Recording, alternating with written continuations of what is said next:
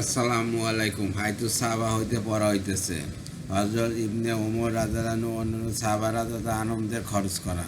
নাফি রহমতুল্লাহ বলেন, হজরত ইবনে ওমর রাদিয়াল্লাহু তার এক জমিন 200 উটনীর বিনিময়ে বিক্রয় করিলেন। তার মধ্যে 100 উটনী আল্লাহ রাস্তায় গমনকারীদেরকে দিলেন।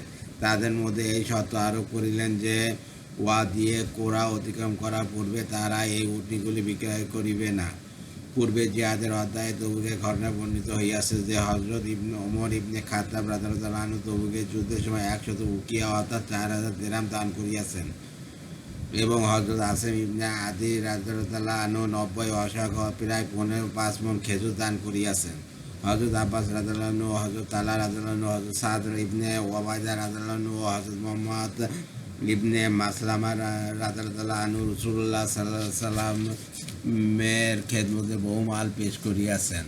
অনুরূপভাবে জিহাদে মাল খরচ করার বর্ণনায় এক ব্যক্তি একটি উটনী আল্লাহর রাস্তায় দান করা ও হজরত কায়েস ইবনে সারা আনসারী রাদিয়াল্লাহু আনহু জিহাদে মাল খরচ করা ঘটনা পূর্বে বর্ণিত হইয়াছে।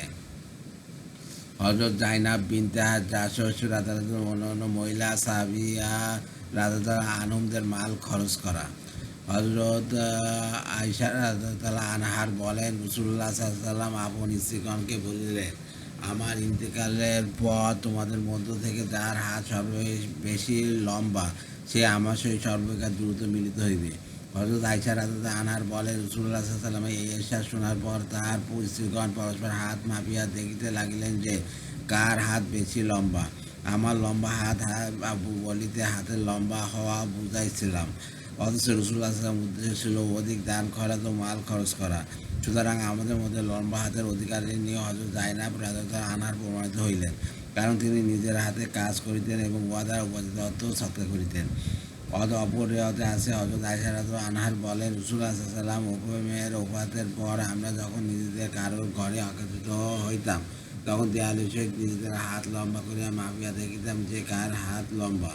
আমরা এইরূপ করিতেছিলাম। অবশেষে হজরত জাইনাব বিনতে জাহশ রাদিয়াল্লাহু আনহা আমাদের মধ্যে সর্বপ্রথম ইন্তেকাল করিলেন। হজরত জাইনাব রাদিয়াল্লাহু আনহা খাটো ছিলেন এবং আমাদের মধ্যে সর্বাপেক্ষা লম্বা ছিলেন। তার সর্বপ্রথম ইন্তেকালের কারণে আমরা বুঝতে পারিলাম যে লম্বা হাতের দ্বারা রাসূলুল্লাহ সাল্লাল্লাহু আলাইহি ওয়াসাল্লামের উদ্দেশ্য অধিক পরিমাণে সৎকার করা ছিল। হজরত জাইনাব রাদিয়াল্লাহু আনহা বিভিন্ন রকম হাতের কাজ জানিতেন। চামড়া রং করিতেন, সেলাইয়ের কাজ করিতেন এবং উহা দ্বারা উপার্জিত অর্থ আল্লাহর রাস্তায় সৎকার করিতেন। তাবরানী রিওয়ায়াতে আছে, হজরত আয়েশা রাদিয়াল্লাহু আনহা বলেন, হজরত জাইনাব রাদিয়াল্লাহু আনহা সুতা কাটিতেন, নবী করিম সাল্লাল্লাহু আলাইহি ওয়াসাল্লাম কর্তৃক প্রেরিত লস্করকে দিয়া দিতেন, তারা উহা দ্বারা সেলাই করিতেন এবং সফরের অন্যান্য প্রয়োজনে ব্যবহার করিতেন। পূর্বে জিহাদের অধ্যায়ে তবুকের যুদ্ধের বর্ণনায় মহিলাদের সম্পর্কে বর্ণিত হইয়াছে যে তারা তবুকের যুদ্ধে মুসলমানদের সাহায্যার্থে নিজেদের কাকনুরা, বাজুবন্ধ, কানের দুল ও আঙ্গুটি দান করিয়াছিল। গরিব, মিসকিন ও অভাবগ্রস্তদের উপর মাল খরচ করা। হজরত উমাইর ইবনে সালামা রাদিয়াল্লাহু আনহু বলেন, একবার হজরত উমর দ্বীপরে একটি গাছের ছায়ায় আরাম করিতেছিলেন। এমন সময় একজন গ্রাম্য মহিলা মদিনা আসিল এবং লোকদের প্রতি লক্ষ্য করিতে লাগিল যে কে তার উদ্দেশ্য পূরণে সাহায্য করিতে পারিবে। এভাবে দেখিতে দেখিতে সে হজরত উমর রাদিয়াল্লাহু নিকট পৌঁছিল। তাহাকে দেখিয়া ভাবিল, এই ব্যক্তি আমার কাজ করিয়া দিতে পারিবে। সুতরাং সে হজরত উমর রাদিয়াল্লাহুকে বলিল, আমি একজন গরিব মেয়ে লোক, আমার অনেক ছেলে মেয়ে রইয়াছে। আমিরুল মুমিনিন হজরত উমর ইবনে খাত্তাব রাদিয়াল্লাহু আনহু হজরত মুহাম্মদ ইবনে মাসলামা রাদিয়াল্লাহু আনহুকে আমাদের এলাকায় সৎকার উসুল করার জন্য পাঠিয়েছিলেন। তিনি সৎকার উসুল করিয়া চলিয়া আসিয়াছেন, কিন্তু আমাদেরকে কিছুই দেন নাই। আল্লাহ তাআলা আপনার উপর রহমত করুন। আপনি তার অর্থাৎ আমিরুল মুমিনিনের নিকট আমাদের ব্যাপারে একটু সুপারিশ করিয়া দিন, হয়তো তিনি আপনার কথা গ্রহণ করিবেন। হযরত ওমর রাদিয়াল্লাহু নিজের দ্বার রক্ষক ইয়ারফাকে ডাকিয়া বলিলেন, মুহাম্মদ ইবনে মাসলামাকে আমার নিকট ডাকিয়া আনো। মহিলা বলিল, আমার উদ্দেশ্য পূরণের ব্যাপারে আপনি স্বয়ং আমার সহিত আমিরুল মুমিনিনের নিকট গেলে বেশি ভালো হইত। হযরত ওমর রাদিয়াল্লাহু বলিলেন, ইনশাআল্লাহ তিনি তোমার কাজ করিয়া দিবেন। হজরত ইয়ারফা যাইয়া হজরত মুহাম্মদ ইবনে মাসলামা রাদিয়াল্লাহুকে বলিলেন, চলুন, আমাকে আমিরুল মুমিনিন ডাকিতেছেন। হজরত মুহাম্মদ ইবনে মাসলামা রাদিয়াল্লাহু আসিয়া বলিলেন, আসসালামু আলাইকা। হে আমিরুল মুমিনিন। মহিলা বুঝতে পারিল যে এতক্ষণ সে স্বয়ং আমিরুল মুমিনের সহিত কথা বলিয়াছে, সুতরাং সে খুবই লজ্জিত হইল। হযরত ওমর রাদিয়াল্লাহু আনহু হযরত মুহাম্মদ ইবনে মাসলামা রাদিয়াল্লাহু আনহুকে বলিলেন, আল্লাহর কসম, আমি তোমাদের মধ্য হইতে উত্তম ব্যক্তিকে বাছাই করিতে কোনো প্রকার ত্রুটি করি নাই। আল্লাহ তাআলা যখন তোমাকে এই মহিলা সম্পর্কে জিজ্ঞাসা করিবেন, তখন তুমি কি জবাব দিবে? উহা শুনিয়া হযরত মুহাম্মদ ইবনে মাসলামা রাদিয়াল্লাহু আনহু এর চক্ষুদ্বয় অশ্রু সজল হইয়া উঠিল। হযরত ওমর রাদিয়াল্লাহু আনহু বলিলেন, আল্লাহ তাআলা আপন নবী করিম সাল্লাল্লাহু আলাইহি ওয়াসাল্লামকে আমাদের নিকট প্রেরণ করিয়াছেন। আমরা তাকে সত্য বলিয়া স্বীকার করিয়াছি এবং তার অনুসরণ করিয়াছি। আল্লাহ তাআলা তাকে যা হুকুম করিতেন তিনি তা পালন করিতেন। তিনি সদকা উসুল করিয়া উহার হকদার মিসকিনদেরকে দিতেন এবং তিনি এই নিয়মের ওপর অবিচল রহিয়াছেন। অবশেষে আল্লাহ তাআলা তাহাকে দুনিয়া হইতে উঠিয়া লইয়া গিয়াছেন। তারপর আল্লাহ তাআলা হযরত আবু বকর রাদিয়াল্লাহু আনহুকে তার খলিফা বানাইয়াছেন।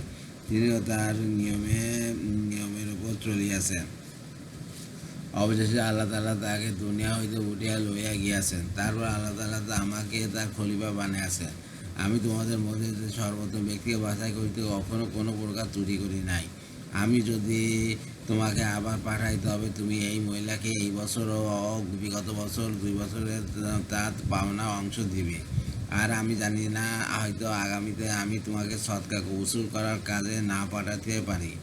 অতঃপর হযরত ওমর রাদিয়াল্লাহু আনহু উক্ত মহিলার জন্য একটি উট আনাইলেন এবং তাহাকে আটা ও তৈল প্রদান করিয়া বলিলেন, এইগুলি লইয়া যাও। পরে তুমি খাইবারে আমার নিকট আসিও, কারণ আমরা খাইবারে যাওয়ার ইরাদা করিয়াছি। অতএব ওই মহিলা হযরত ওমর রাদিয়াল্লাহু আনহু খাইবারে হাজির হইলে তিনি তার জন্য 2টি উট আনাইলেন এবং তাহাকে বললেন, এইগুলি লইয়া যাও।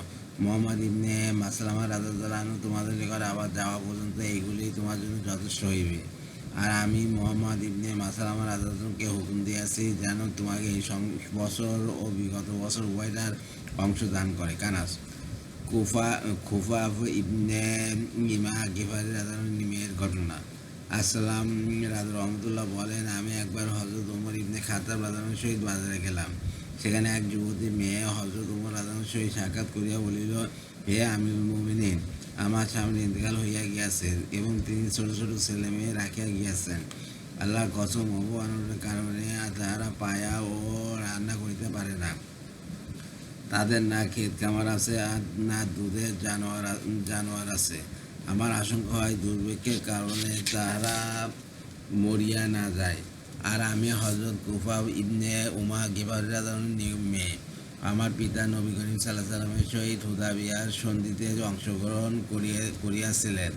হযরত ওমর রাদিয়াল্লাহু আনহু উক্ত মেয়ের সহিত দাঁড়াইয়া তার কথা শুনিতে থাকিলেন, সামনে অগ্রসর হইলেন না। তারপর বলিলেন, নিকট আত্মীয়তা, অতএব মারহাবা ও অর্থাৎ কুরাইশের সহিত গিফার গোত্রের নিকট আত্মীয়তা রহিয়াছে, অথবা তুমি প্রসিদ্ধ সাহাবীর বংশধর।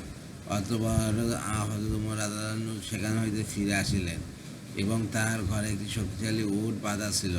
2টি বস্তা খাদ্যদ্রব্য দ্বারা ভরিয়া উহার উপর রাখিলেন এবং উহাই বস্তার মাঝখানে টাকা পয়সা ও কাপড়চোপড় রাখিয়া উহার লাগাম উক্ত মেয়ের হাতে দিয়া বলিলেন, এই উট লইয়া যাও।